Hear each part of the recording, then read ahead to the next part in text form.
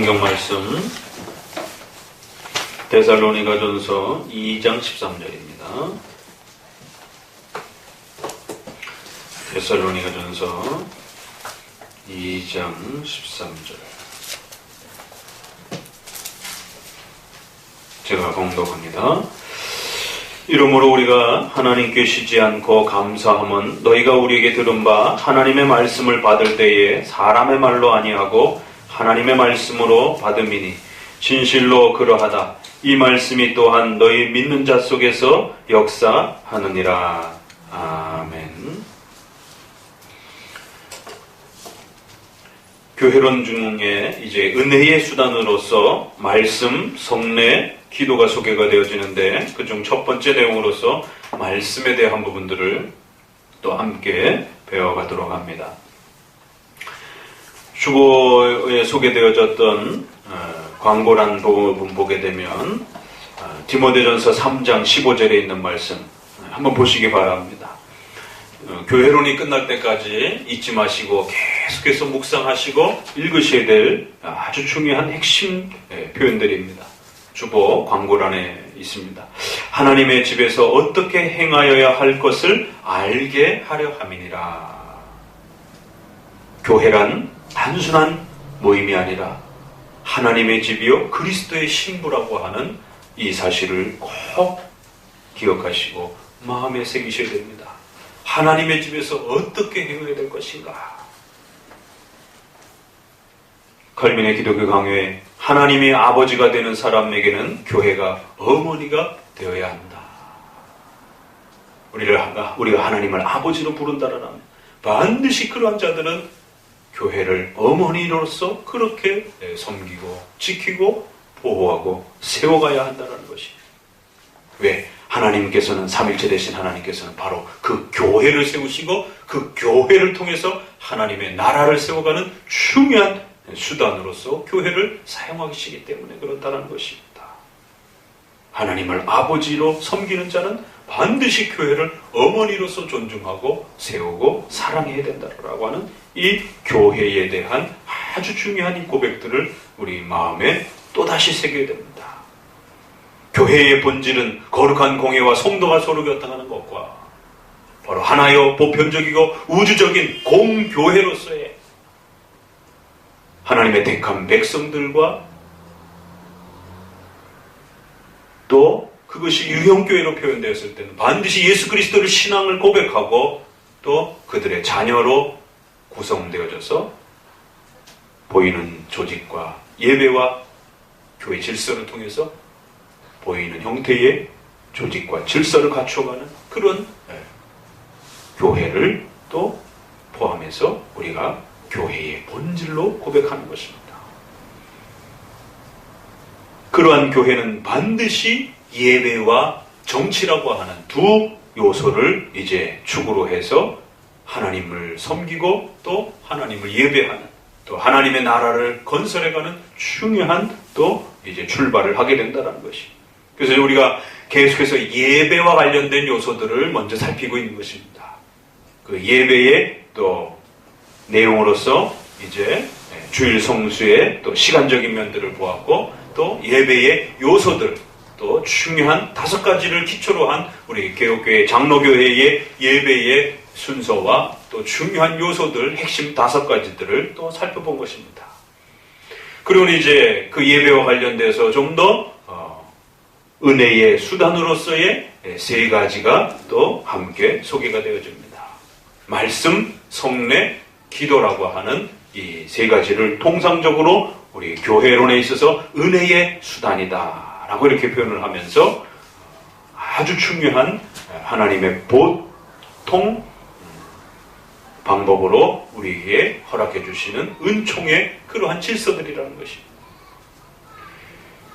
먼저 은혜의 수단이라고 하는 이 표현과 문장을 먼저 잘 이해할 필요가 있습니다. 하나님께서는 하나님의 교회를 세우고 그 교회를 통하여 하나님의 백성들을 세워가고 또 그 백성들을 통하여 하나님의 나라를 건설해가는 거대한 하나님의 구원과 창조의 역사를 이루어 가신다라고 말합니다. 거기에 있어서 이제 그 교회를 토대로 하나님이 이제 이 일들을 이루어 가시는데, 그 교회 안에서 이루어지는 이러한 예배와 또 교회의 정치와 질서와 이런 여러 가지 요소들이 있습니다. 그 중에서 특별히 하나님이 사용하시는 보통의 보편적인 수단을 세 가지로 정리를 하는데, 그것을 말씀, 성례, 기도를 은혜의 수단으로서 그렇게 보통의 그러한 질서의 수단으로 그렇게 하나님이 사용하신다라고 우리 개혁교회는 고백하는 겁니다. 이것은 교회가 가지고 있는 이 소중한 독특함에 연결해서 나오는 이야기입니다. 한쪽에는 로마 카톨릭이 있습니다. 한쪽에는 제세례파가 있습니다. 한쪽에는 로마 카톨릭이 교황과 신부들만이 은혜의 수단이다 이렇게 말을 합니다. 성도는 거기에 참여할 수가 없는 것이죠. 그래서 교황과 신부들만이 그 은혜를 나누어주는 주체가 되는 것입니다. 절대적 권한을 갖고 있는 것입니다. 천국과 지옥을 가게 하는 절대적 권한과 힘을 갖고 있는 것입니다. 그 은혜의 수단이라고 하는 말에는 우리랑 저들하고 같이 쓰는데 그 내용이 뭐냐가 달라지는 거지. 자, 이쪽에 또 한 극단적 파가 있습니다. 이쪽은 은혜의 수단이라고 하는 말 자체를 아예 싫어합니다. 그런 게 어디 있느냐. 아니, 어떻게 교회 안에 세워진 이런 일반적 질서가 수단이라가 될 수 있느냐, 수단이 될 수 있느냐. 그러니까 카톨릭에 대한 지나친 그 혐오감 때문에 어떤 교회 안에서 행해지는 질서와 교회 안에서 행해지는 여러 가지 눈에 보이는 어떤 표식과 도구들이 그거를 행했다고 해서 하나님의 은혜가 그 표시들을 통해서 우리에게 직접적으로 그렇게 은혜가 임한다라고 하는 이러한 의미로서 그것이 어떻게 수단이 될 수 있느냐? 로마 카톨릭이 빠지는 거 아니냐? 칠의 겁을 먹고 로마 카톨릭이 사람을 은혜의 수단으로 그렇게 사용한 겁니다. 그래서 마치 교황과 신부가 절대 권력을 가진 것처럼 신처럼 그렇게 대우를 받은 것이죠. 그러니까 수단이 있다라고 생각하면 그렇게 되는 거예요. 하나님이 은혜를 베푸는데 어떤 방편이, 수단, 도구가 있다라고 생각하면 이제 그런 일이 벌어질 수 있다라는 거예요. 그래서 아예 없애버린 겁니다. 교회 안에서는 은혜의 수단과 도구와 방편은 없는 거야. 그저 내가 하나님 앞에 직접 은혜를 받을 수 있어. 이게 이제 제세례파입니다. 그래서 하나님의 음성도 내가 직접 듣는 것이고 하나님의 여러 가지 찬양과 기도의 은혜도 다 내가 직접 받는 거야. 왜 자꾸 중간에다가 수단을 둬, 방법을 둬. 그런 수단과 방법 없이도 나 혼자 얼마든지 하나님 앞에 직접적으로 하나님의 은혜를 나는 누릴 수 있는 것이야. 그래서 극단적인 은혜의 수단을 거부하는, 은혜의 방편과 도구들을 아예 거부하는 극단적 교회 질서들을 외면하는 자들이 등장을 한 겁니다. 이쪽은 극단적으로 수단을 사람에게 집착해놓고 그 몇몇 사람에게 그 엄청난 하나님의 은혜를 다루는 그 권세와 힘을 몇몇 개인들에게 지나치게 한정시켜버린 것이죠. 마치 사도들이 가지고 있었던 그 엄청난 고유한 사도적 권한으로서의 그런 하나님의 은혜를 베푸는 그러한 수단과 도구를 독점할 수 있는 그런 어떤 권한을 몇몇 개인에게 준 것이. 자, 2000년 교회사는 바로 이 양극단 때문에 엄청난 고통을 받았습니다. 성도들이 하나님께 나와 하나님을 만나고 예배를 드려야 되는데 지속적으로 성도는 은혜를 필요로 합니다. 그러면 어떻게 지속적으로 이 은혜를 누리며 계속해서 이 충만함을 유지해 갈 것인가? 몇몇 개인이 독점한 자가 그걸 나눠주겠다는 거예요. 이쪽에는 그러한 도구와 수단 다 필요 없다는 거예요. 나 개인이 혼자 잘하면 된다는 거예요. 자, 그러면 이 로마 카톨릭의 문제는 무엇이죠? 믿는 자건 안 믿는 자건 상관없어요. 이 주는 자가 힘이 있기 때문에 주는 자 앞에 나와서 잘만 아부하고 아첨하게 되면 그 수단을 얼마든지 불신자도 신앙이 미진한 자도 나태한 자도 죄악을 범하는 자도 얼마든지 나눠줄 수 있는 것입니다. 이런 문제가 발생이 되고, 이쪽 제세례파 쪽에서는 자기 혼자 그 은혜를 유지해 가야 되는데, 사람이란 어찌 그렇습니까? 자기 혼자서의 은혜를 잘 유지해 가면은 괜찮지만 시험에 들거나 낙심하게 되면 그 은혜가 제대로 유지 안 되는 것이. 그러면 내가 제대로 못할 때는 도대체 어떻게 은혜를 회복하느냐라는 것이. 완전히 절망 속에 빠져드는 것이. 그러면 장로교는, 개혁교회는 하나님 앞에서 우리 성도들에게 어떻게 이 은혜의 내용들을 소개하느냐라는 거죠. 하나님의 교회가 무엇인가? 교회의 본질을 배우고 나면 이제 그 교회를 통해서 어떻게 하나님을 만나고 어떻게 하나님과 계속적으로 이제 은혜를 누리고 또 하나님과 교제해 나갈 것인가? 라고 했을 때 적어도 우리가 가톨릭하고 동일한 부분에 있어서는 수단을 인정한다라는 거예요. 그래서 은혜의 수단이라고 하는 이 말 한 문장 만들기까지 엄청난 논쟁이 있었던 겁니다. 수단을 인정하느냐 안 인정하느냐, 이쪽에서는 못 인정하겠다라고 거부하고 외면하고, 그러나 수단을 또 조금 인정하려고 하니까 지나치게 수단을 교회의 권력으로 독점하면서 그렇게 권력화시키는 그런 일들이 벌어지는 거죠. 이걸 가만히 보게 되면 오늘 우리 시대도 이 영향을 그대로 받고 있습니다. 자, 한동안은 한국교회가 목사님 한 개인의 카리스마에 지나치게 편중해서 마치 그 목사님 개인이 모든 병치료와 귀신 내쫓음과 이런 신비체험과 이런 모든 그 은혜를 독점적으로 나눠주는 것처럼 그렇게 그 한 개인에게 집중이 되는 것이에요. 결국 목회자가 타락하는 순간 그 권력은 성도들의 돈과 생명을 위협하는 엄청난 그런 위협의 도구가 되는 것입니다. 자, 반대로 오늘 최근에 우리는 전혀 다른 또 이 교회론의 위협을 받습니다. 그것은 성도들이 정당하게 사용하고 정당하게 잘만 간직하게 되면 끊임없이 하나님의 은혜를 누릴 수 있는 이 중요한 이 질서들을 성도들이 가지고 있지 못하게 만드는 것이, 손에서 잃어버리게 만드는 것이. 왜요? 이쪽 제세례파의 영향이 오늘 우리 시대에 60년대, 70년대까지는 지나치게 은사주의적인 카리스마 중심적인 그러한 독점적인 그러한 교회 권력이 문제였다라면, 오늘 이 시대는 목회자를 하나의 무슨 자판기에다가 돈 집어넣으면 그저 설교나 해주는 그런 기능적인 학교 선생님처럼 그냥 좋은 이야기 해주는 아무런 권한과 힘과 권세를 갖지 않는 그저 단순한 그저 좋은 이야기 해주는 그러한 기능적인 설교자로서, 말하는 자로서밖에 취급이 안 되는 것이. 은혜는 내 개인이 알아서 하겠다는 것이.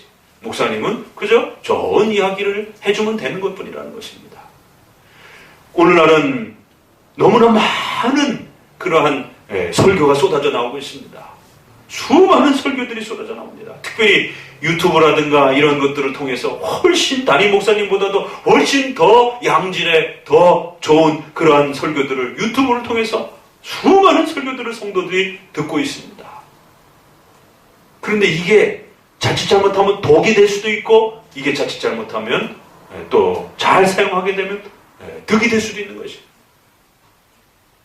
지나친 그 은혜의 수단을 무시하고 은혜의 수단을 외면하는 이러한 또 그 수단의 도구의 방편의 질서들을 무시하는, 교회적 도구와 교회적 은혜의 질서와 수단들을 무시하는 것이에요.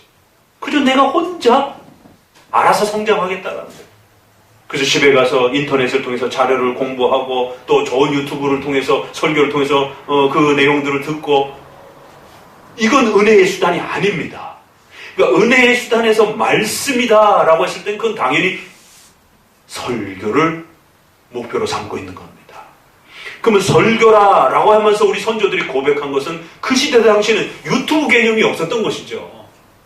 당연히 본인이 속해 있는 그 유형교회로서의 하나님이 허락해 주신 몸된 그 교회 안에서 자신의 영적인 아버지로 세워준 담임 목사를 통해서 듣는 그 설교를 말하는 것이지, 이것은 교회 바깥으로 넘어간 방식에 있어서 다양한 선생님들의 설교를 들으면서 다양한 유튜브의 설교를 들으면서 자기 나름대로 정리해갖고 자기 나름대로 해석해서 자기 마음속에 은혜를 정리한 그런 방식의 설교를 말하는 건 아닙니다. 형식은 비슷합니다. 목사님도 지금 설교를 하고 있는 거고 컴퓨터 안에서도 많은 설교들이 있습니다. 그러나 우리가 은혜의 수단이라고 말을 하는 것은 여러분이 속해 있는 몸된 교회적 질서를 통해서 하나님이 성도를 양육하고 성장시켜가는 교회적 질서 속에서 나오는 은혜의 수단을 말하는 것입니다. 유튜브라든가 다양한 책들이라든가 다양한 이러한 글들은 교회적 질서를 통해서 나오는 건 아닙니다. 그건 우리가 속해 있지 않는 외부로부터 들어오는 것이기 때문에 그것은 담임 목사님의 허락을 받아야 되고 담임 목사님의 검증을 받아야 되고 담임 목사님의 그 분석을 살펴야 되고 그 담임 목사님으로부터 취사 선택에 대한 여러 가지 분석과 평가에 대한 부분들을 함께 거쳐가면서 도구로서 사용되어질 때 그것이 도움이 될 수 있는 것입니다. 자칫 잘못하면 우리 성도들은 많은 자료가 있음으로 인해서 많은 목회자의 설교가 있음으로 인해서 오히려 하나님이 세워주신 정당한 교회적 질서를 통해서 소개되어지는 은혜의 수단을 잃어버릴 수 있다는 겁니다. 제세례파가 가졌던 그 동일한 자기 자신이 은혜를 해석하고 자기 자신 스스로가 그 은혜의 수단의 모든 본질적 판단을 내가 스스로 하겠다라고 하는 결국 은혜의 수단을 부정하는 겁니다. 그러니까 은혜의 수단이라고 말하는 것은 유형적 교회 질서, 목사님과 장로님과 또 예배와 교회 정치로서 함께 모이는 그 성도들의 신앙 모임과 공동체 안에서 이루어지는 바로 그 질서 속에서 행해지는 은혜의 내용들을 수단이다라고 말을 하는 겁니다.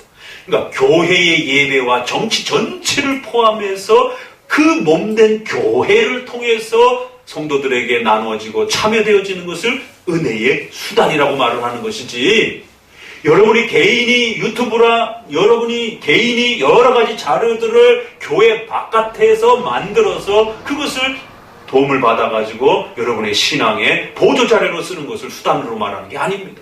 이 수단의 개념을 잘 이해하셔야 되는 것이에요. 그렇게 되면 만약에 바깥에서 사용하는 그런 여러 가지 신앙의 자료들을 여러분의 신앙의 기준으로 삼게 되면 그건 여전히 제세례파가 빠졌던 자기 스스로 어느 게 좋은지를 취사 선택하는 겁니다. 내 개인이 판단하고 내 개인이 원하는 대로 받아들이고 내 개인이 원하는 만큼 수용해서 내가 은혜의 그런 주체자가 되는 것이에요.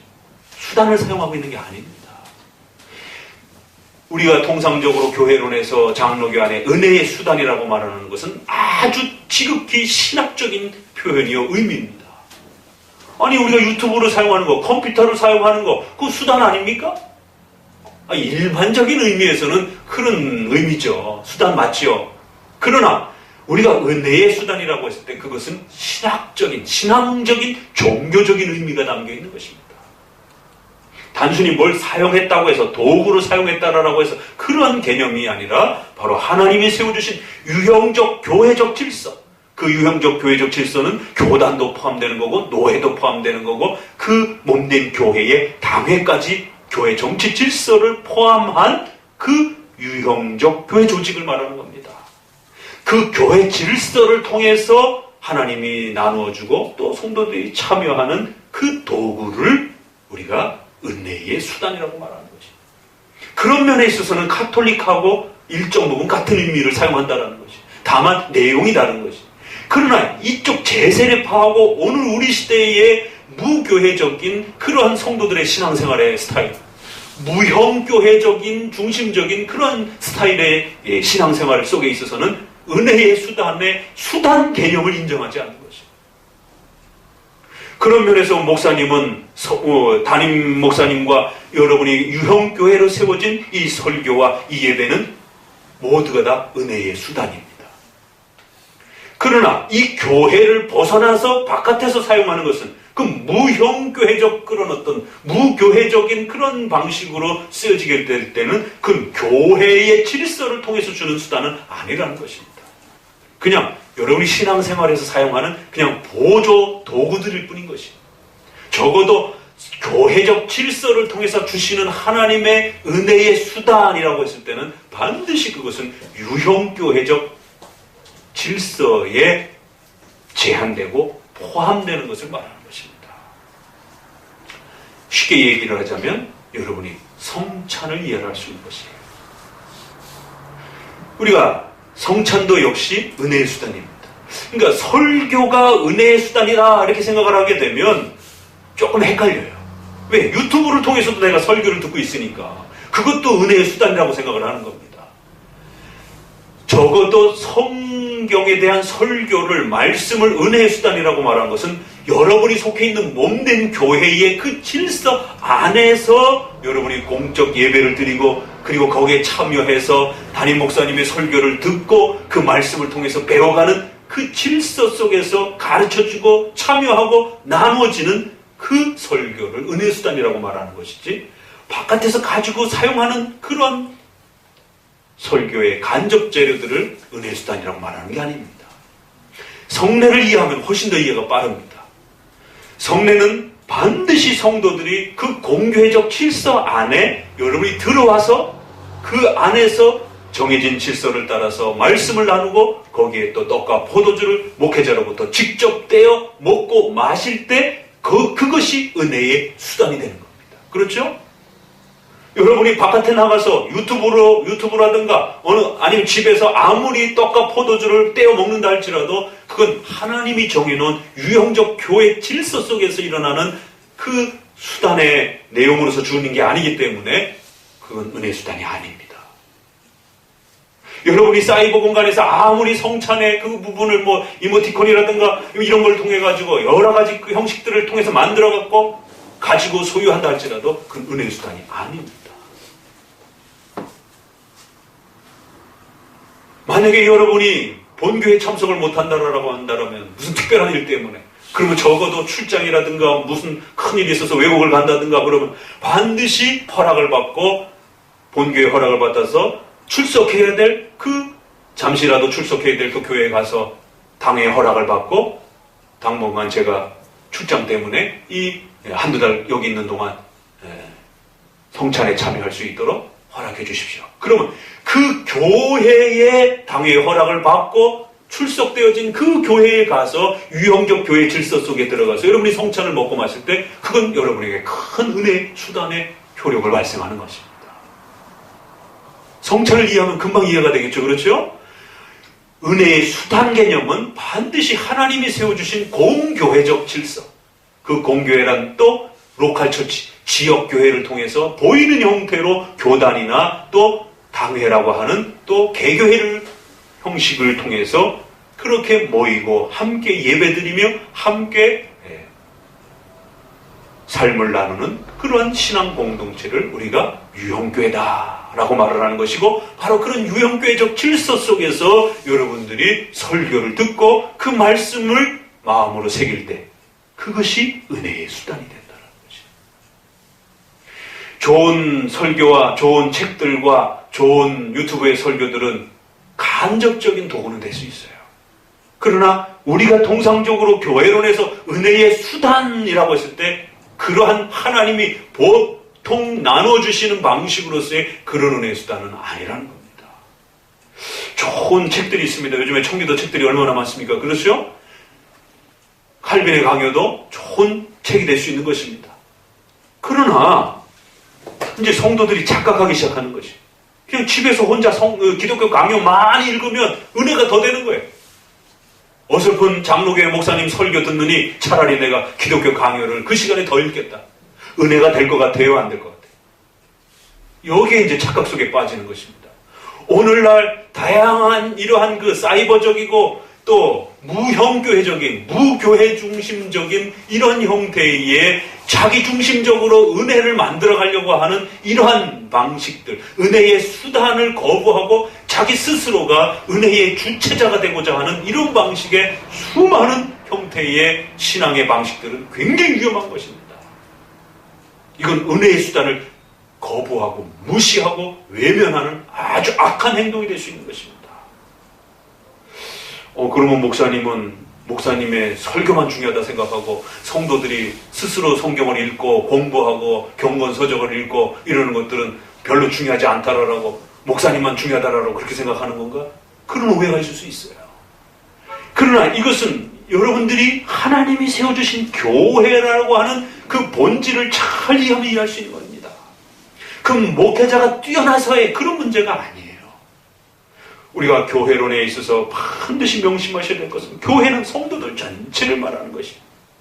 그럼에도 불구하고 그 예배를 드리기 위해서는 질서가 필요하기 때문에 교회의 정치를 이제 배우게 되는 겁니다. 그래서 그건 이제 나중에 또 계속 소개가 될 것인데 교회 정치 안에서 반드시 하나님은 목사와 장로와 집사라라고 하는 이런 교회 질서를 세워가시고 거기에 참여해야 될 각각의 은사들을 나눠주시고 각각의 부르심으로 그렇게 하나님의 또 교회 질서를 운영하신다라고 하는 교회론의 중요한 원리가 있는 것입니다. 에베소 4장 12절에 그가 혹은 사도로 혹은 선지자로 혹은 복음 전하는 자로 혹은 목사와 교사로 주셨으니 하나님이 세워주신 그러한 교회, 그 교회는 반드시 하나님이 원하시는 방식을 따라서 그 질서를 운영해 가고자 하시는 하나님의 경영에 대한, 하나님의 통치에 대한 하나님의 목적과 방식이 있다는 것입니다. 그래서 우리가 예배의 요소와 순서들조차도 우리 함부로 만들어가는 것이 아니라 성경에서 원하는 기본 5가지 요구를 또 그 시간에 있어서도 우리가 취사 선택할 문제가 아닌 것이고 그렇기 때문에 성도들에게 자꾸 몇 부씩 예배를 만들어 놓고 그 중에서 취사 선택해서 주일 성수를 반쪽짜리로 4분의 1로 5분의 1로 만들고 이런 것들은 굉장히 위험한 행동들이라는 겁니다. 역시 그 교회를 운영하고 다스려가는 방식의 교회 정치에 있어서도 하나님은 목사라고 하는 존재를 세우시고 장로라고 하는 존재를 세우시고 그 직분을 세워가신다는 것입니다. 이제 우리가 예배의 요소에 있어서는 요소들을 예배의 내용들을 배우는 것이고 교회 정치에 있어서는 그것을 어떻게 운영할 것인가에 대한 운영의 그 방식들을 성경적으로 어떻게 운영할 것인가를 배워가는 것입니다. 목사는 기본적으로 여러분들하고 다 동일한 인간인 것입니다. 존재적으로 마치 더 뛰어나다 이러면 가톨릭이 되는 것입니다. 은혜의 권력을 독점해가지고 그렇게 강력한 종교적 권력을 갖게 되는 것입니다. 그게 싫어서 극단적인 그러한 또 제세례파가 극단적인 주관적 그러한 신앙주의자들이 종교개혁 시대에 발생을 한 것입니다. 이것이 한국교회의 2개가 그대로 영향을 받으면서 갈팡질팡하는 것입니다. 성도들이 어떻게 은혜를 계속해서 성장시켜가고 성도들이 어떻게 건강하게 자라갈 수 있는지에 대해서 하나님이 세워주신 그 방법과 방향을 몰라서 갈팡질팡하게 되는 것입니다. 그 기회를 틈타서 사탄들은 성도들을 무너뜨리기 위해서 시시탐탐 끊임없이 또 그렇게 도전을 하는 것입니다. 그렇기 때문에 우리는 하나님이 세워주신 은혜의 수단이라고 하는 교회를 운영해가기 위해서 교회를 다스려가기 위해서 이제는 하나님께서 예배와 정치라고 하는 이 중요한 2 요소를 이끌어 가시는 데 있어서 이제 3가지 은혜의 수단을 사용하시면서 이 교회 질서를 운영해 가신다는 거기에 말씀이라는 거하는 설교의 자리가 있는데 바로 우리가 첫 번째 먼저 이 3가지를 이해하기 위해서는 이 수단이라는 개념 은혜를 주는데 왜 하나님이 수단을 사용하시는가? 은혜를 주시는데 왜 우리에게 직접적으로 주지 않으시고 왜 하나님이 교회적 질서와 수단을 사용하시는가?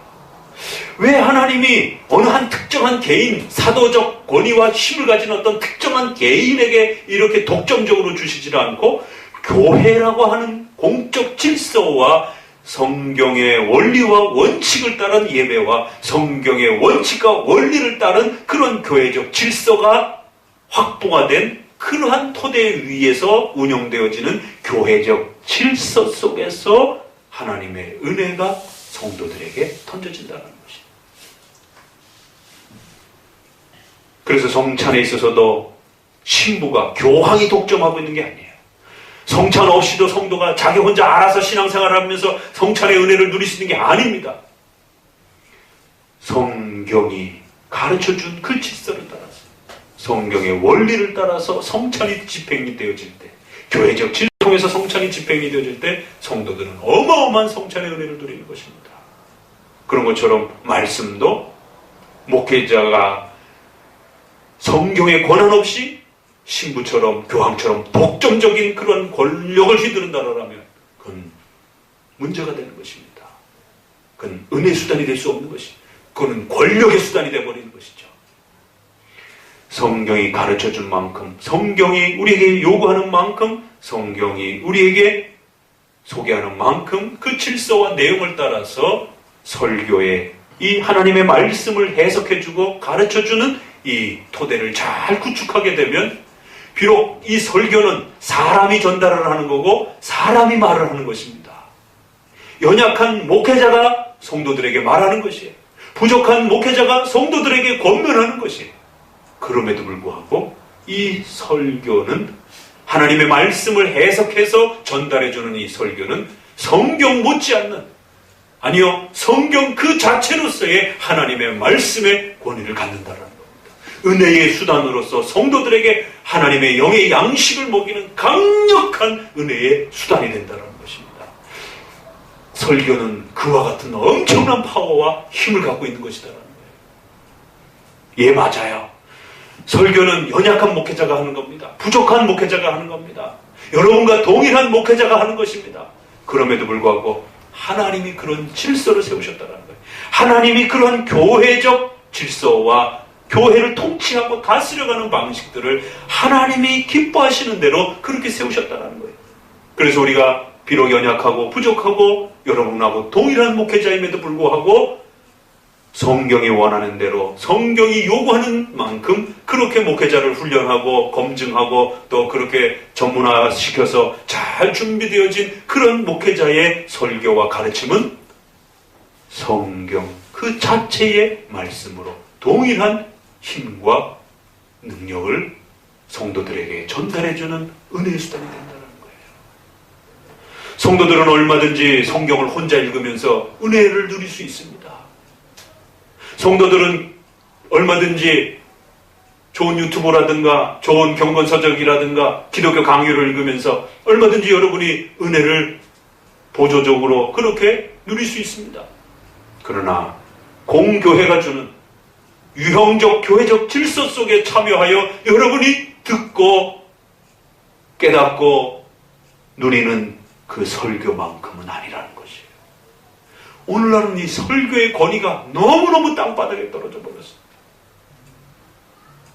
마치 설교를 기독교 강연 자기가 그저 읽는 것하고 설교를 그저 무슨 좋은 신학 강연 가가지고 듣는 것처럼 그런 수준으로 그거보다 못한 걸로 생각하는 것이. 특별히 오늘날 유튜브를 통해서 많은 설교를 즐겨 듣는 이러한 행태들에 대한 엄중한 경고가 있어야 됩니다. 담임 목사님의 설교와 공교회적인 유형교회적 질서 속에 참여해서 담임 목사로 세워진 그 목사님의 설교를 존중하고 듣지 못하는 이러한 방식으로서의 유튜브 설교와 보조적 수단이라고 하면 그건 심각해지는 겁니다. 왜냐하면 말씀드린 것처럼 하나님이 세워주신 교회 안에서의 교회 질서 속에서의 은혜의 수단으로서 담임 목사님의 설교를 듣는다라고 하는 이 설교가 은혜의 수단이라고 했을 때는 그 기본적 권위와 질서가 잘 존중되어지는 방식으로서 그 설교가 서야 된다는 겁니다.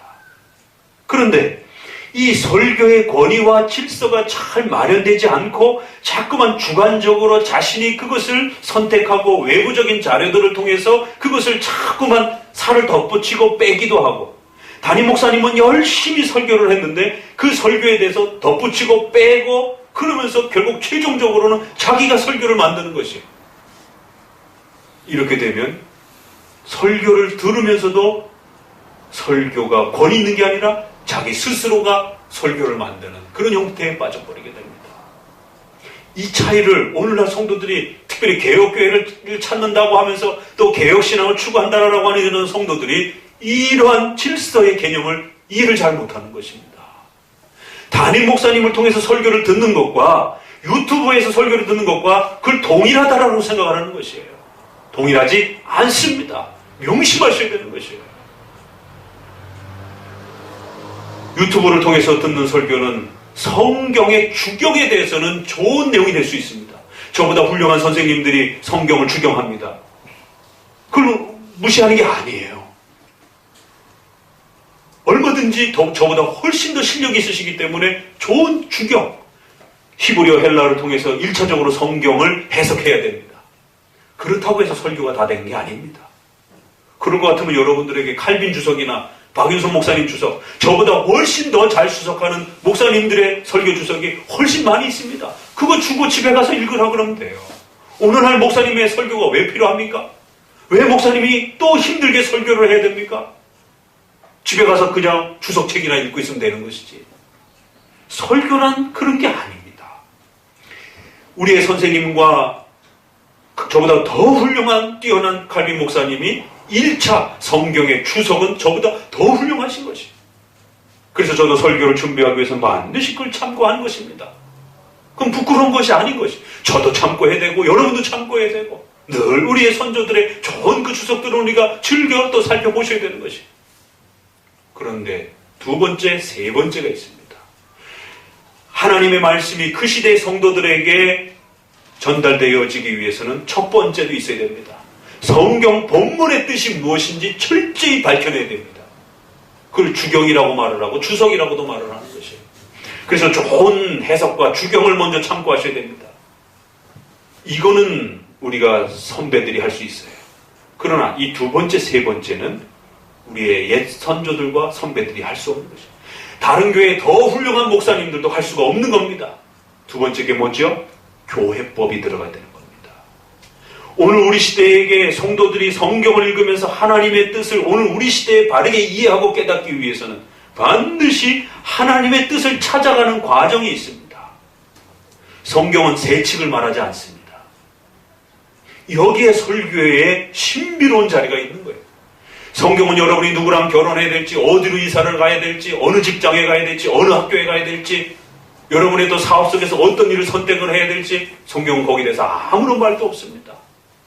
성경은 원론적인, 원칙적인 원리를 설명하는 방식으로 인간의 삶의 원리를 담아내는 방식으로 하나님의 뜻을 우리에게 전달해 준 겁니다. 그렇기 때문에 그런 원리적 주경은 얼마든지 우리 선조들을 통해서 좋은 해석을 우리가 살펴볼 수 있다는 거예요. 그러면 이 세 측을 세부적인 적용을 여러분에게 필요한 어디로 이사를 가야 되고 어떤 사업을 해야 되고 어떤 결정을 해야 될지 그 시시때때로 필요한 수많은 선택들을 하나님의 뜻으로서 선택을 해야 되는데 그 선택을 어떻게 할 거냔 말이에요. 두 번째, 교회법을 기준으로 삼아야 되는 겁니다. 그래서 유튜브는 최종적인 하나님의 말씀으로서 여러분에게 권위를 가질 수 없다라는 게 바로 그런 이유에서 그런 것이에요. 왜? 고신교단에서는 하나님의 뜻으로 허락되어도 우리 대신교단에서는 하나님의 뜻으로 허락되지 않을 수 있다는 겁니다. 그래서 목사님이 늘 얘기하는 게 무엇이에요? 사도행전의 15장에 4가지의 법칙. 2가지는 종교적인 것. 우상 숭배하지 말라, 간음하지 말라. 2가지는 문화적인 걸로 취급을 합니다. 합동측이나 저희 교단에서는. 목매어 죽인 것. 피 흘리지 않고 피를 다 빼고 먹어야 된다는 거. 목매어 죽인 짐승 먹지 말라라는 거. 이건 예수님이 오시기 전까지 십자가의 사건 전까지의 구약의 의식법으로 해석을 하는 것입니다. 그런데 어느 교단은 이 뒤에 두 부분을 오늘날까지 적용되어질 수 있는 실제적인 법칙으로 적용하는 교단들도 있습니다. 그래서 과거에는 개들을 목매어 죽였기 때문에 개고기라든가 피를 먹는 선지고기라든가 순댓고기라든가 이런 부분들을 엄격하게 금지하는 교단이 있단 말이에요. 그건 하나님의 뜻으로서 금지하고 만약에 교단이 그걸 결정했다라면 그건 성경 해석에 대한 문제이기 때문에 그걸 존중해야 됩니다. 그 교단에 있는 성도들은 그런 부분들을 피해야 됩니다. 그러나 합동측이나 저희 교단 같은 또 보수적 장로교회들은 그것을 두 부분은 임시적인 걸로 해석해서 음식에 제한성을 두지 않습니다. 그래서 개곡이라든가 선지국에 대한 부분들을 자유롭게 또 취사 선택할 수 있는 그런 교단의 결정도 있을 수 있는 것이. 술, 담배 문제도 그렇습니다. 서구교회에 있어서는 그것이 큰 문제가 되지 않습니다. 그러나 우리는 100여 년 동안 초창기 한국 선교사들이, 한국 사람들이 너무 이 부분에 대한 취약함을 가지고 있어서 술, 담배 문제를 교단법으로 엄격히 금지시켜놨어요. 성경을 그 시대와 그 지역에 어떻게 적용하고 세부적인 그 세칙을 어떻게 표현할 수 있을 것인가는 바로 그 시대의 목회자들과 그 시대의 교회가 결정해야 될 문제라는 겁니다. 칼빈은 오늘날 우리 시대에 이 유튜브 설교가 얼마나 심각한 위험을 줄 수 있는지, 이걸 잘 사용하면 또 신앙의 건덕이 될 수도 있지만 이걸 잘못 사용하게 되면 성도들에게 은혜의 수단을 완전히 망가뜨리는 그런 독소가 될 수도 있다라는 걸. 이런 컴퓨터를 통해 사이버 문화, 사이버 교회의 이런 문화들, 무형교회 중심의 이런 교회 생활들의 위협이 컴퓨터 문화와 기계 문명을 통해서 이렇게 되어줄 줄로 어떻게 알았겠습니까? 우리 선조들은 그 기계 문명이 컴퓨터 문화 속에 살지 않았기 때문에 이 장단점의 폐단들을 또 구체적으로 적용시킬 수 없는 겁니다. 오늘 우리 시대의 성도들이 이 문화적 형편 속에서 고민하고 선택해야 될 수많은 문제들이 있는 것입니다. 낙태 문제는 쉬울 수 있어요. 그러나 인공수정부터 시작해서 대리모 문제부터 시작해서 여러 가지 생명과 관련된 이런 오늘 우리 시대에 직면한 의료과학이 급속도로 더 발전되어서 오늘 우리 시대의 성도들에게 적용해야 될 세부적 그 내용들은 과거의 선조들이 말해줄 수 없는 부분이라는 겁니다. 여러분, 칼빈 주석을 아무리 수백 번을 읽어보세요. 거기에 대해서 어떻게 될 내용이 있는가? 없다라는 거죠.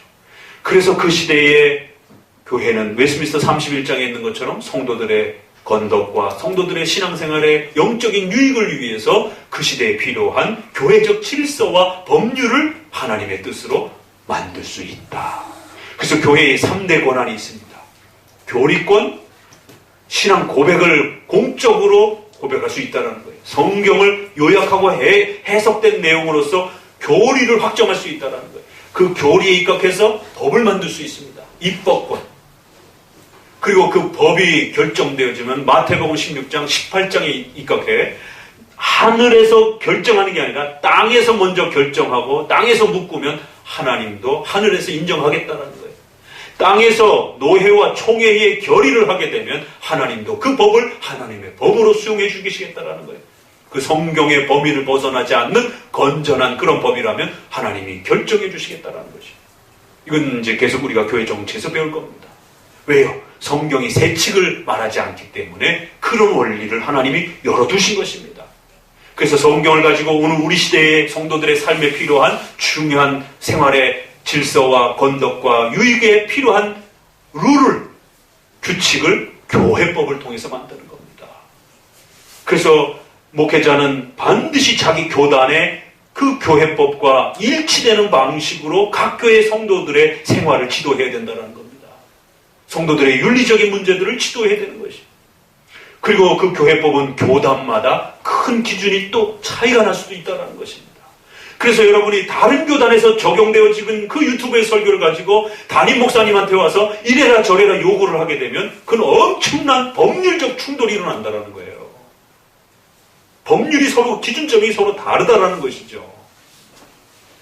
두 번째는 교회법을 맞춰서 성도들에게 적용해 줘야 되는 겁니다. 그러면 적어도 여러분들은 대신교단이라고 하는 교회에 속해 있게 되면, 교단에 속해 있으면 반드시 이 교단이 적어도 요구하는 그 울타리의 법률적 교회법의 기준을 지켜가셔야 된다는 거예요. 그게 하나님의 뜻입니다. 그걸 어기게 되면 여러분 죄를 짓는 것이 되는 것입니다. 세 번째, 개인의 양심의 판단을 또 할 수 있는 겁니다. 특별히 개인의 양심의 판단 속에는 아디아포라라고 하는 중립적인 것이 있어요. O도 아니고 X도 아닌, 성경에서 이렇다 저렇다 뚜렷하게 죄다 아니다라고 말하지 않는 아주 중립적인 그런 것들이 있습니다. 그걸 우리가 아디아포라, 중립적인 것이다, 선택적인 것이다, 이렇게 표현을 해요.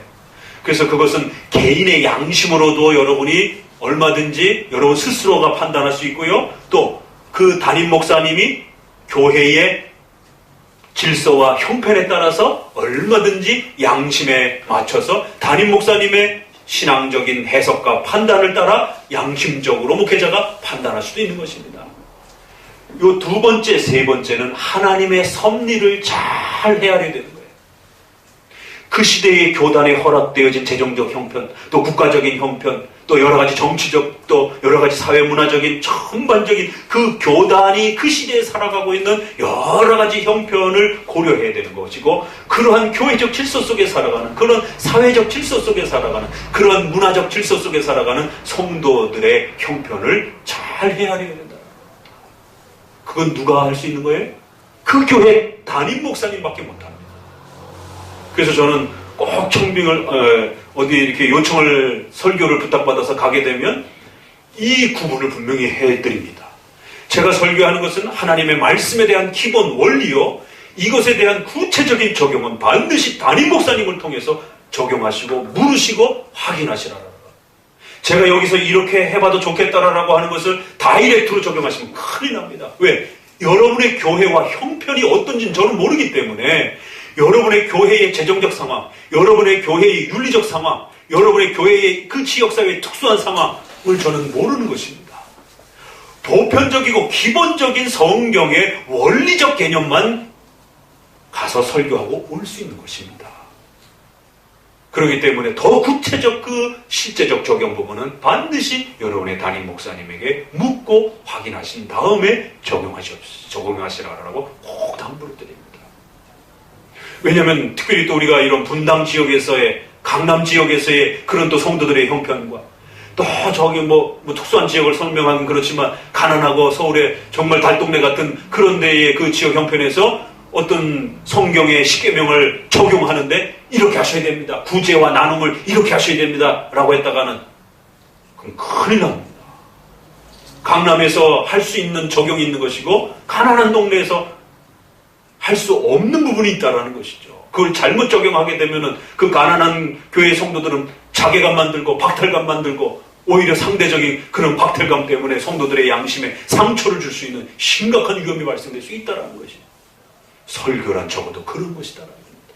설교란 그래서 아주 살아있는, 생생한 살아있는 그러한 믿음의 원리이지, 책에서 나오는 또 유튜브에 정해진 그 설교가 전국의 모든 시대에 적용되어질 수 있는 그런 원리가 아니라는 것이에요. 그래서 여러분들이 하나님의 말씀을 설교를 통해서 들을 때 하나님의 말씀으로 듣게 된다라고 하는 것은 첫 번째, 성경의 기본 원리를 파악하는 것이고, 그것이 교회법을 통하여 그 시대에 어떻게 어디까지 적용될 수 있는지를 섭리사적으로 살펴야 되는 것이고, 또 개인에게 그 교회의 형편에 구체적으로 적용될 때는 담임 목사님이 그 성도의 수준과 형편과 그 성도와 10년 동안을 지내왔으면 그 성도가 어떤 면이 연약하고 어떤 면을 잘하고 어떤 부분에 있어서 또 지금 하나님의 섭리가 어느 정도까지 그 성도에게 진행되어져 가고 있는지 그건 담임 목사님밖에 모릅니다.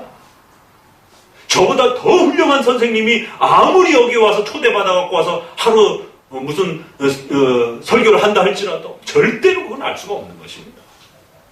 그건 담임 목사님만이 지난 10년 동안 그 성도가 자라오면서 겪었던 그 수많은 아픔과 또 즐거움과 그 하나님 앞에서 성장해온 그 과정을 담임 목사님만이 가장 섭리사적으로 잘 이해하고 있는 것입니다.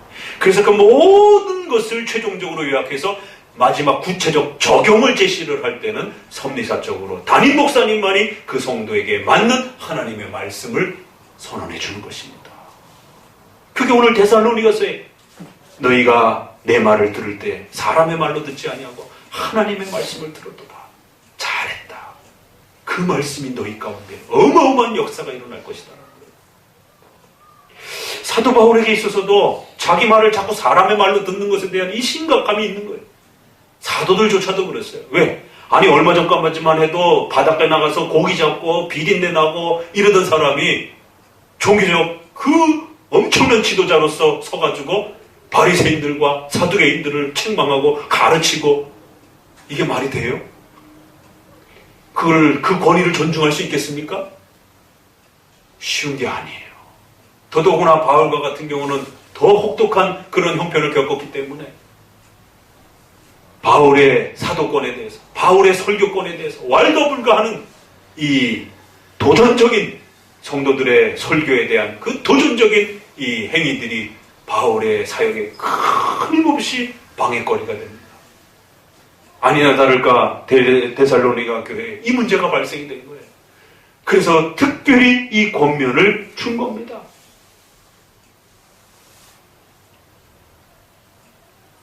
우리에게 들은 바, 이건 설교를 말하는 거예요.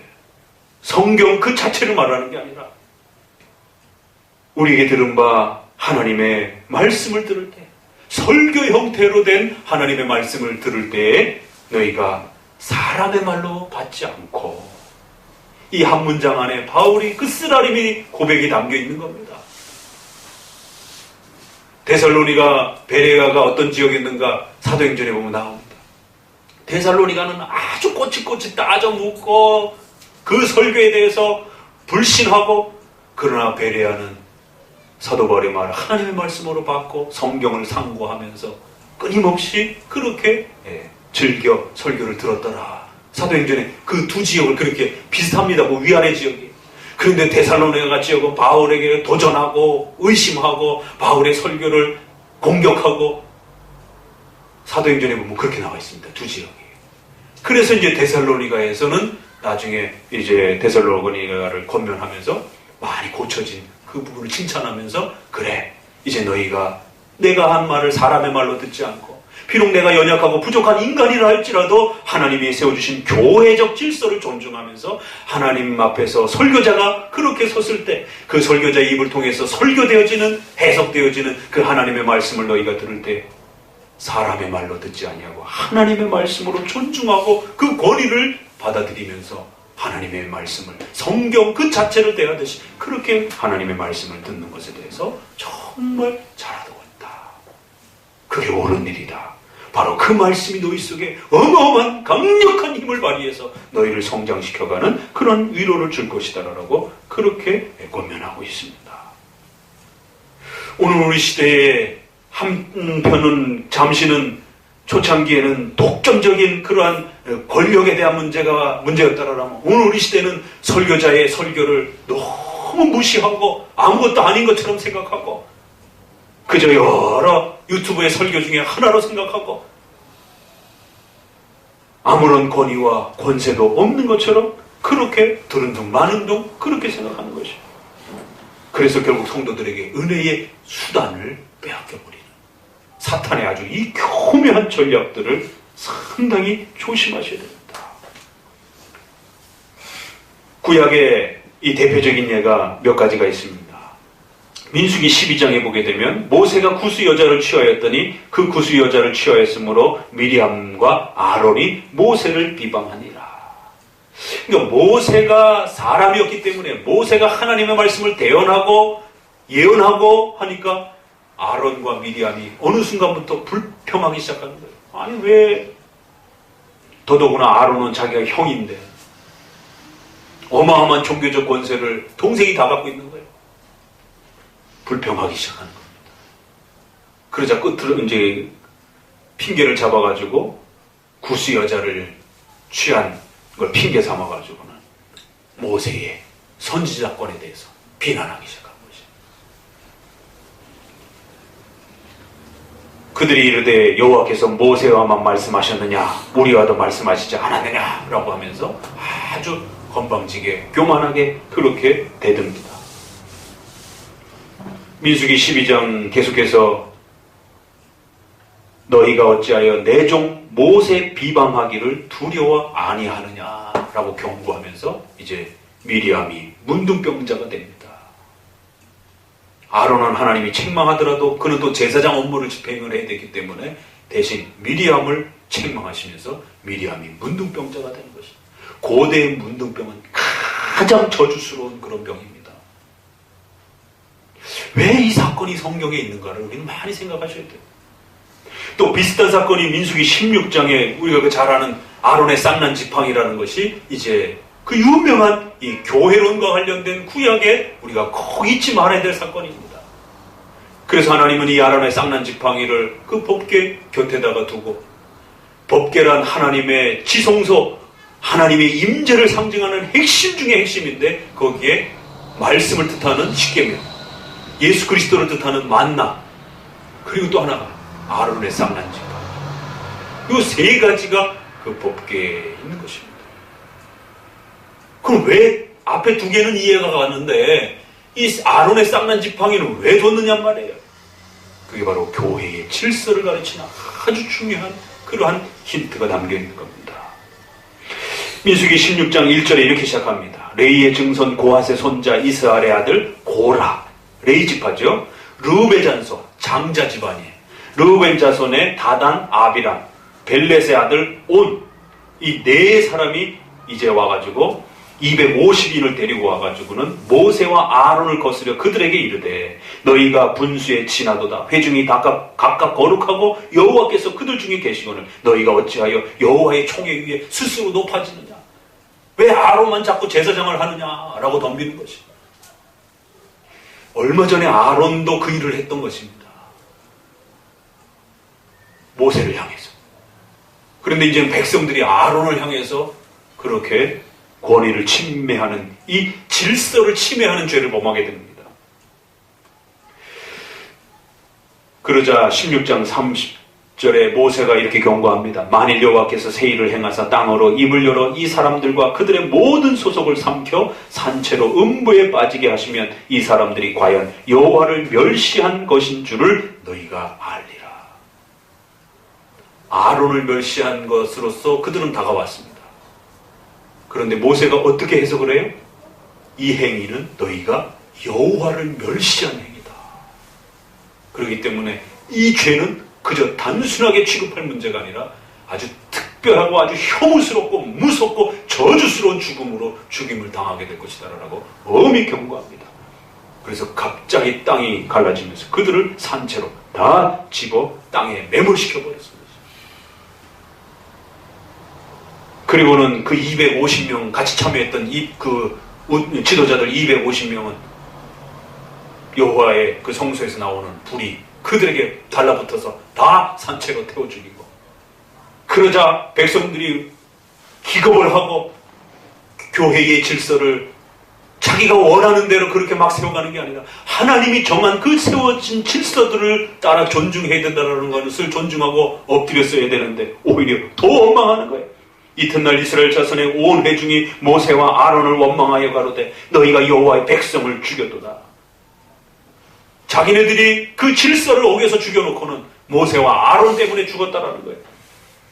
회중이 모여 모세와 아론을 칠 때에 백성들이 덤벼들어가고는 모세와 아론을 핍박하기 시작하고 구타를 하는 단계까지 이르렀다는 것이죠. 회막을 본즉 구름이 회막을 덮었고 여호와의 영광이 나타났더라. 그러면서 이제 마감하면서 고라의 일로 죽은 자 외에 연병에 죽은 자가 14,000명이었더라. 하나님이 너무너무 다급했기 때문에 하나님 여호와의 영광이 나타나서 그 백성들에게 병이 갑자기 발병이 되면서 모세와 아론을 보호하기 시작한 것입니다. 연병이라고 이렇게 번역을 해놨어요. 아주 굉장히 심각한 그런 어떤 급성 그런 어떤 이 뭐라 그래요 우리가 전염병 같은 그런 병이 갑자기 돌출을 한 것이죠. 14,000명이 죽어나가신 거예요. 자가 죽어나갔습니다. 이 일 때문에. 다단, 아비람, 온 그 가족들, 애, 어른 할 것 없이 가족들이 다 산채로 땅에 파묻혔고 250명은 불타 죽었고 또 나머지 백성들 원망하다가 14,000명이 질병의 고통 속에서 죽어나간 것입니다.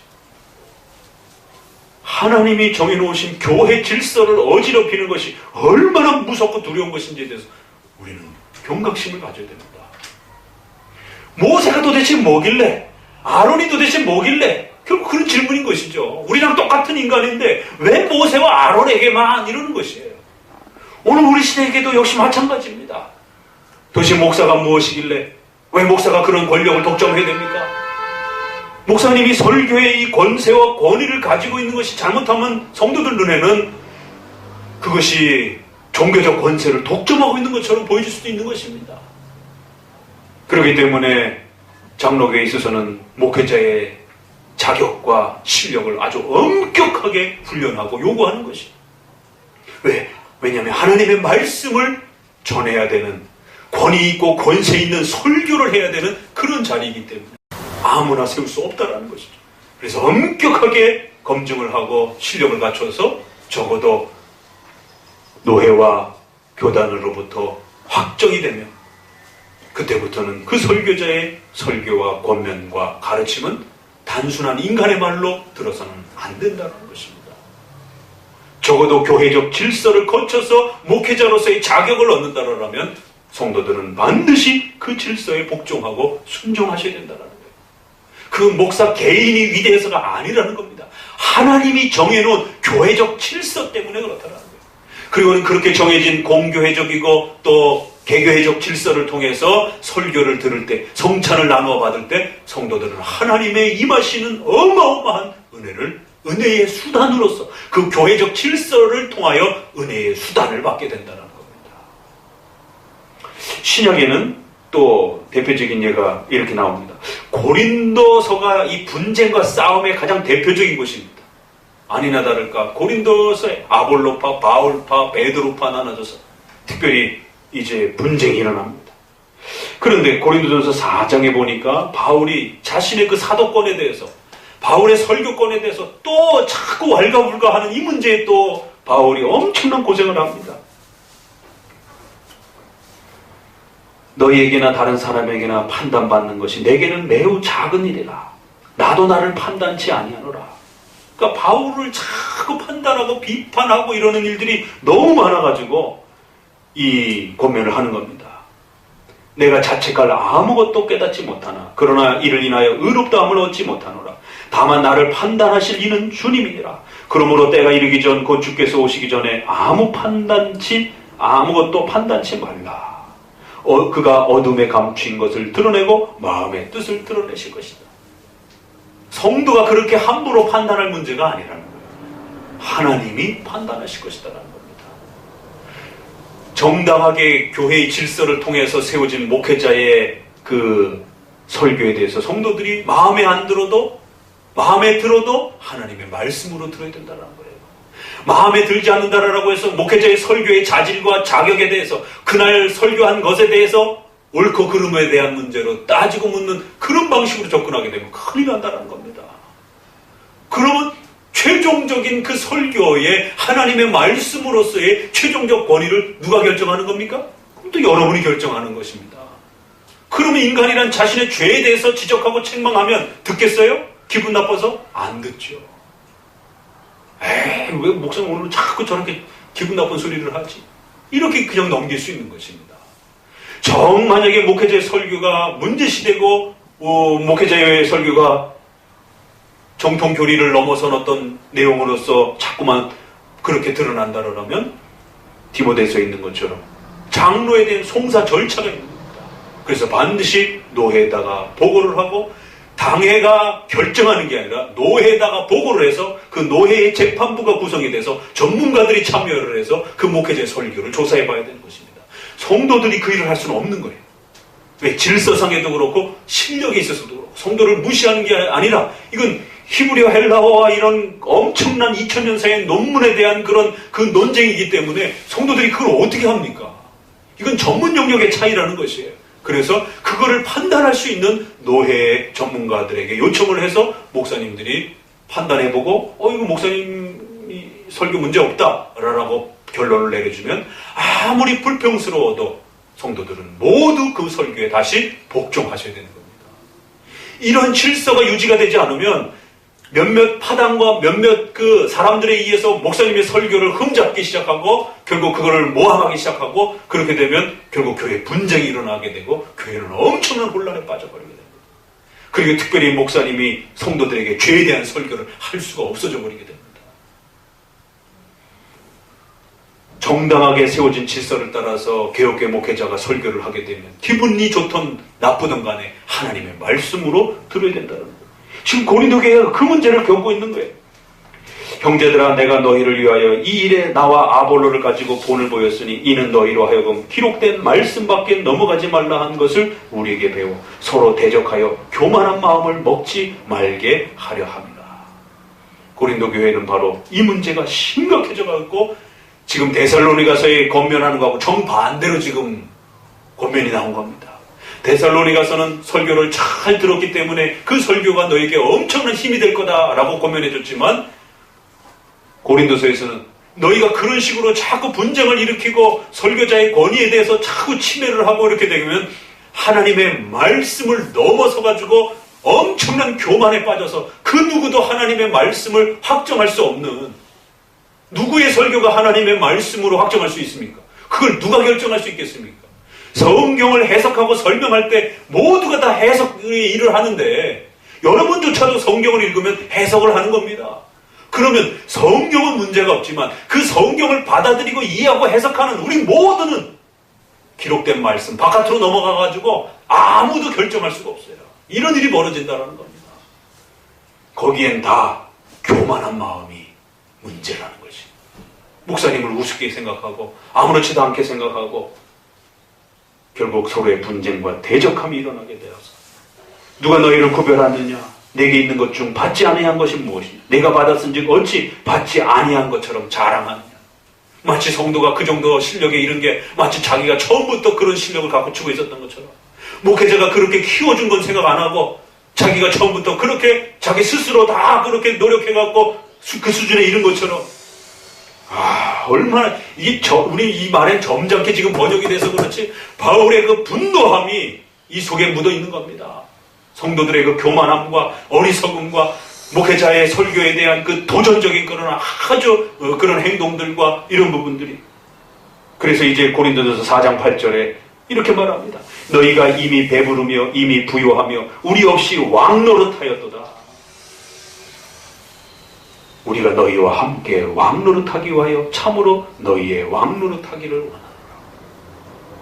우리가 너희의 왕이 되어야 된다. 이런 표현을 쓰고 있는 겁니다. 너희가 이미 배부르고 목회자 없이도 얼마든지 혼자 신앙생활 할 수 있다 이렇게 생각해갖고 너희의 배가 너무너무 가득 차갖고 너희 스스로 왕노릇하고 있다는 거예요. 이게 말이 될 문제냐라는 것이라고 엄히 책망을 합니다. 바로 이 설교권에 교회의 지도자의 목회자의 권위에 대한 문제에 대한 부분이 망가졌을 때 이런 일이 벌어질 수 있다는 것입니다. 갈라디아서에도 보게 되면 너희 복이 지금 어디 있느냐? 내가 너희에게 증거하노니 너희가 할 수만 있었다면 너희 눈이라도 빼어 나를 주었으리라. 성도들이 목회자하고 관계가 좋았을 때는 이렇게 헌신하고 서로 섬기는 관계가 돼요. 그런데 설교에 대해서 성도들이 불만을 품고 설교에 대해서 왈가불가하기 시작하게 되고 설교에 대해서 토를 달기 시작하고 설교에 대해서 비판하기 시작하게 되면 어떤 일이 벌어지느냐? 그런즉 내가 너희에게 참된 말을 함으로 원수가 되었느냐? 우리가 이런 쪽에 교회론의 질서를 놓고 성경을 쭉 훑어가 보게 되면 생각지도 못했던 그런 성경 본문들과 흐름들이 나옵니다. 내가 너희에게 올바른 설교를 했다고 내가 너희한테 원수 취급을 받아서 되겠느냐? 갈라디아 교회가 이렇게 돼버렸어요. 어느 순간. 저희가 너희를 대하여 열심을 내는 것이 좋은 뜻이 아니요. 이상한 거짓 선지자들의 말은 너무 잘 들으면서 바울의 설교에 대해서는 이렇게 궁정하고 또 비판하기 시작하는 거예요. 저희들이 너희한테 그렇게 설교하는 것은 좋은 뜻이 아니요 오직 너희를 이간 붙여 너희로 저희를 대하여 열심내게 하려고 하는 것이다. 목회자와 우리 사이를 이간시키고 성도들 사이를 이간시켜서 교회가 완전히 풍지박산나도록 그렇게 만들려고 하는 사탄의 무서운 계략이라는 것이. 이 영적 싸움과 관련해서 우리가 오늘 읽었던 이 말씀, 누가복음의 그 말씀도 굉장히 중요한 말씀이죠. 씨 뿌리는 비유. 성도들이 설교를 듣는다라고 하는 것은 길가에 돌가에 뿌렸는데 뭐라 그래요? 사탄이 와서 믿음으로 구원받지 못하도록 싹 뺏어간다라는 것입니다. 이 설교를 듣느냐 못 듣느냐의 문제는 사탄과의 싸움이라는 것입니다. 그리고 또 돌밭에 뿌렸다라는 것은 즉시 기쁨으로 받지만은 말씀 때문에 어떤 고난과 환난을 받을 때 금방 또 쓰러져 버리는 것입니다. 또 가식 떨게 뿌렸다라는 것은 먹고 사는 문제 때문에 이 설교를 제대로 듣지 못하는 이런 일이 벌어진다는 것입니다. 설교를 듣는데 이렇게 방해 요소들이 굉장히 많다는 겁니다. 여러분이 설교에 집중하고 설교에 온 힘을 기울여서 설교를 듣는다는 것 자체가 어마어마한 영적 싸움에 이 힘겨운 싸움임을 명심하셔야 됩니다. 오늘 우리의 그 주보에 바로 그런 내용들을 여러분에게 조금 더 이렇게 보시라고 소개를 드리는 겁니다. 웨스트민스터 25장을 보세요. 교회론 부분에 하나님께서 교회를 세우기 위하여 어떤 은혜를 주셨느냐. 세상 끝날까지 모으고 완전케 하기 위해서 교역자와 말씀과 하나님의 규례를 주셨다. 이게 참 놀라운 표현입니다.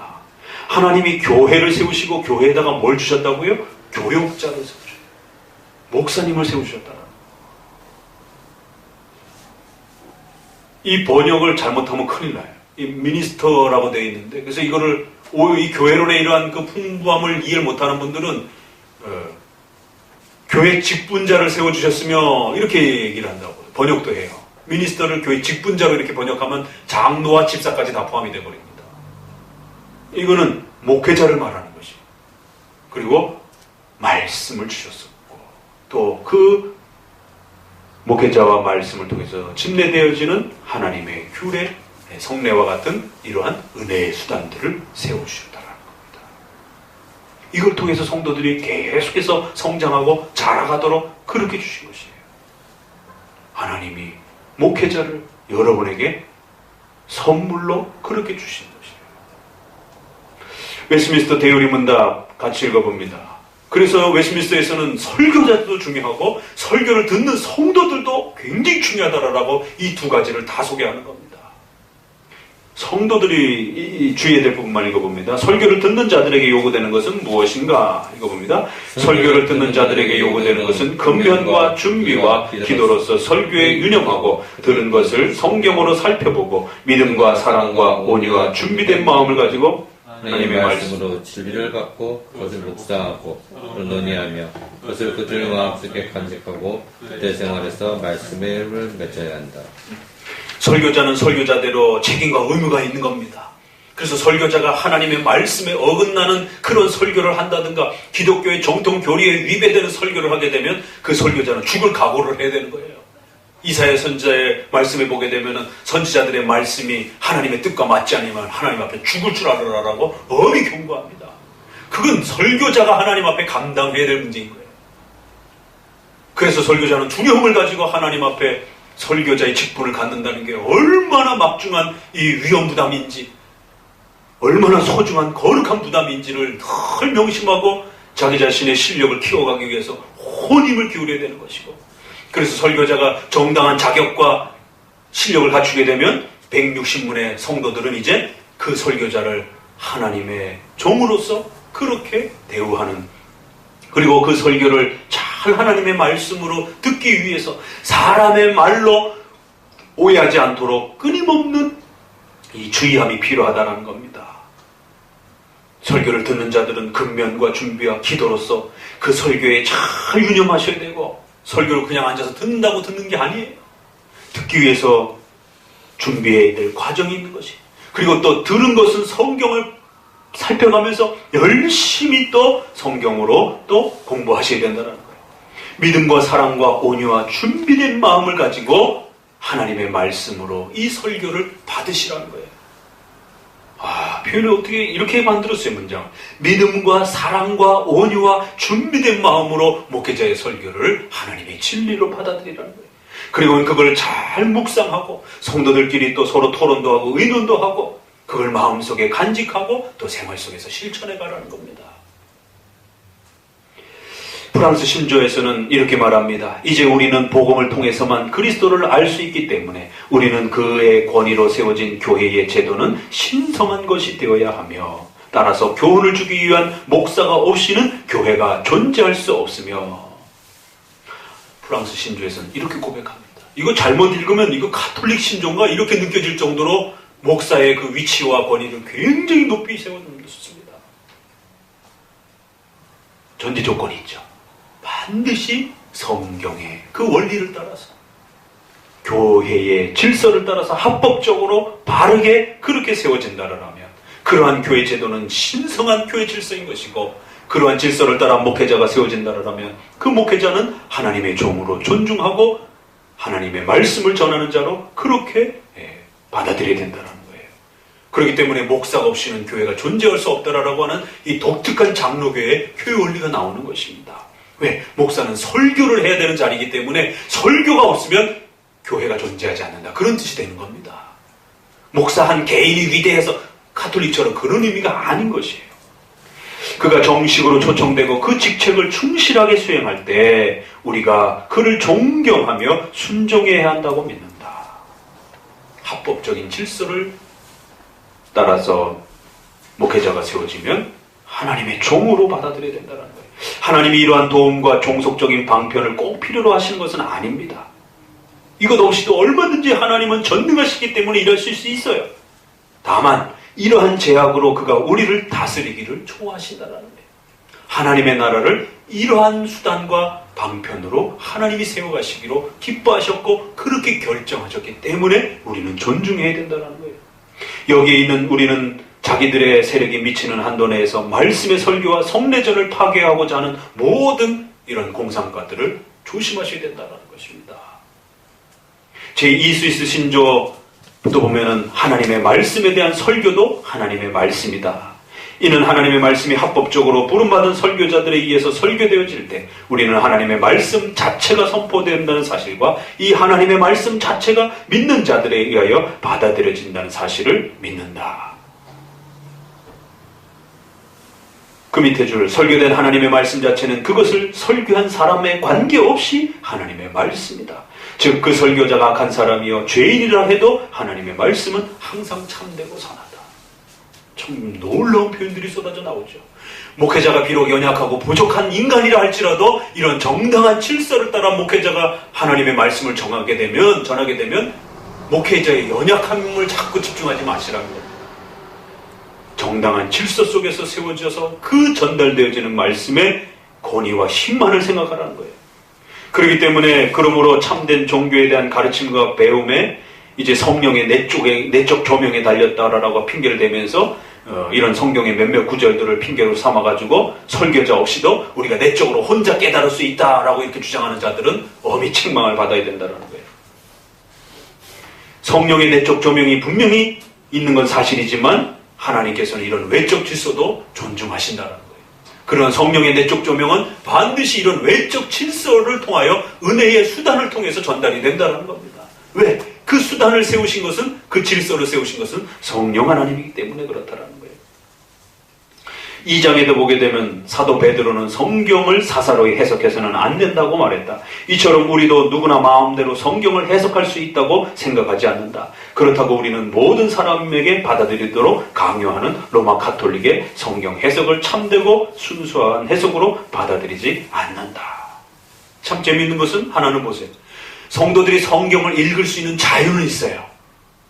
그런데 이것을 오늘날 성도들이 착각을 해가지고 특별히 개혁교회를 찾는다라고 하면서 인터넷상에서 그렇게 즐겨 듣는 것만 더 집중하는 이러한 사람들이 문제가 되는 것은 성경을 읽을 수 있는 자유가 있는 것이지 성경을 자기 마음대로 해석할 수 있는 자유가 있는 건 아닙니다.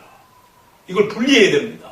성경을 읽을 수 있는 자유는 있어요. 그러나 누구나 마음대로 여러 유튜브 설교를 듣고 자기 마음대로 해석할 수 있는 자유가 있는 건 아닙니다.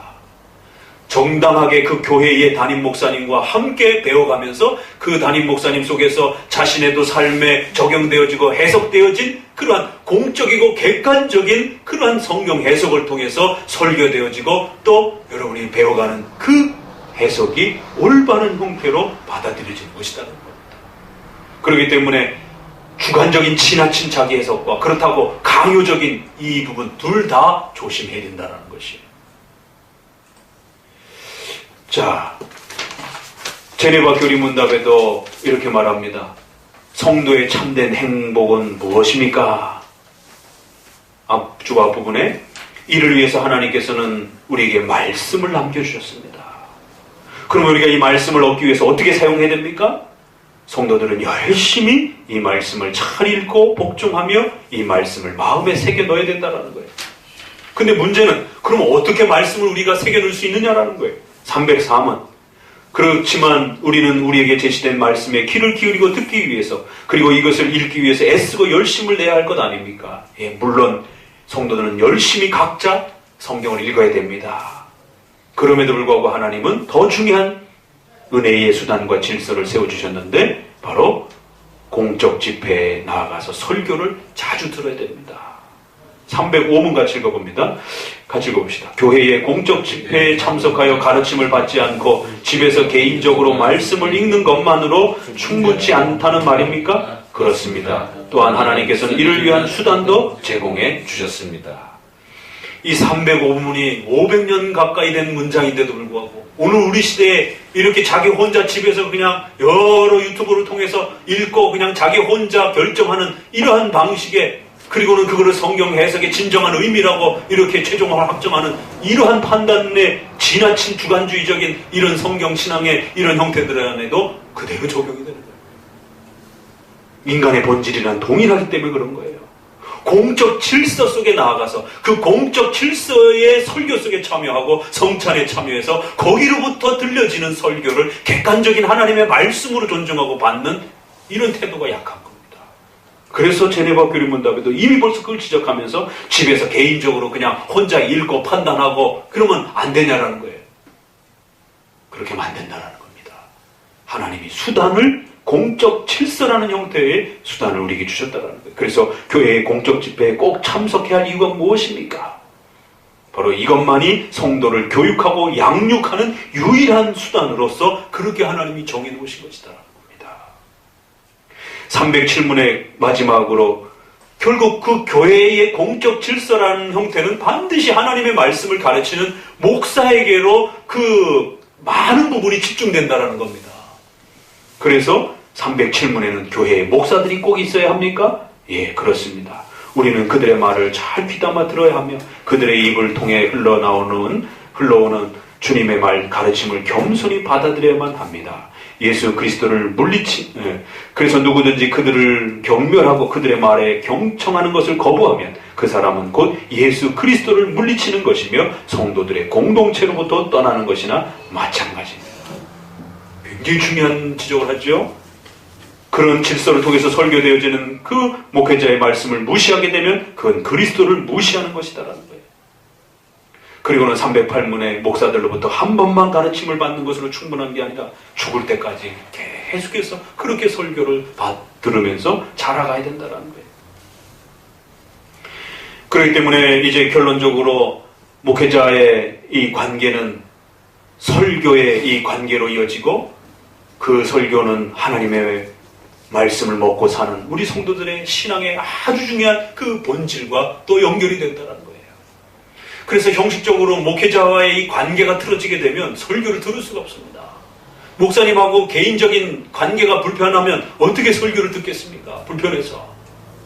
그래서 목사님을 존중하는 것과 설교를 존중하는 게 아주 절묘하게 서로 이렇게 맞물려 있다는 겁니다. 디모데전서 5장 17절에는 그렇기 때문에 이렇게 권면하는 거예요. 잘 다스리는 장로들을 배나 존경할 자로 알 때 말씀과 가르침에 수고하는 이들을 더 그렇게 존경해야 된다.